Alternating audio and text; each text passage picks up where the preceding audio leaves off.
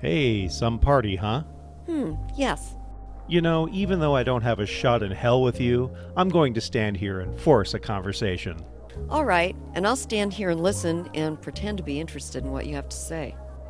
Good deal. And I'll pretend that I'm paying attention to our conversation, when in actuality, I'll be mentally picturing what it would be like to sleep with you. Okay, and of course, during our conversation, I won't actually reveal anything about myself, but rather just touch on mundane, useless subjects, the kind of tripe I reserve for when I get stuck talking to someone like you at a party. While you're doing that, I'll drone on about topics specially chosen to make myself seem more important and attractive to someone like yourself, like foreign affairs or Dutch operas. And I'll pretend to think you know what you're talking about, although I'll really be thinking about how full of shit you are. Perfect. And I'll of course be lying about myself in order to impress you and therefore increase my chances of having sex with you. Okay, and while you're doing that, I'll be laughing and smiling as though I find you charming and attractive, when in reality I find you thoroughly repellent. Okie doke. And while that's happening, I'll be trying to deduce how many drinks you've had and figure out a way to add to that total so that my level of appeal will increase. Good plan. And while you're doing that, I'll be subtly flirting with you so that I can keep you dangling just in case it turns out that you're someone important. Right. And I'll be looking around the room stealthily to make sure that some of my friends see me talking to you, therefore allowing me to claim that I did well with you socially. Sure, and naturally, during our conversation, I'll be watching you meticulously, observing your clothing and mannerisms to determine whether or not you have money, which is surely the only factor which would keep me from simply dismissing you without another thought. I see. And of course, you know that while we chat, I'll be sneaking the occasional glance at your breasts when I think you're not looking. Of course, and I'll be pretending not to notice you sneaking the occasional glance at my breasts, though in reality, I'll be despising you and your entire gender for it.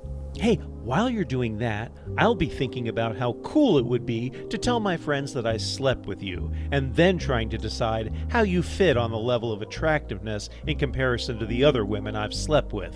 Alrighty, and while that's going on, I'll be drawing disturbing comparisons between you and my overbearing, mentally abusive father, not to mention the men in my long string of failed relationships. Wow, that's great. And after we've talked for a while, we'll reach that awkward part of the conversation that signals it's almost over. Because we have nothing left to say to each other. Not that we ever did. Exactly. And when that happens, I'll notice that your drink is getting low, and then naturally, I'll offer to get you a refill. I'll, of course, decline.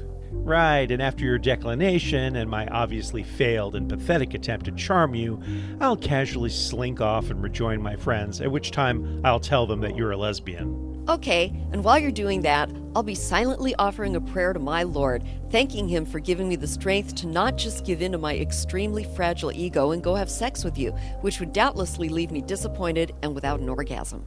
I hear you. And I'll go home, get into bed, and masturbate while thinking about you, after which I'll feel lame but vaguely satisfied. Then I'll turn in, and by the next morning, I'll have convinced myself that I did really well with you. Right, then I'll go home with the next guy I meet just to satisfy my ego, but he won't call, which will no doubt add to my already festering distrust of men and push me even further towards the clergy or into the arms of another woman. Great. And I'll tell everyone that we slept together anyway, all the while hoping that none of my friends knows you and can contradict my lie. Well, that sounds like a plan. That it does. Well, it was a pleasure meeting you. Likewise. So, back to my place? Let's go.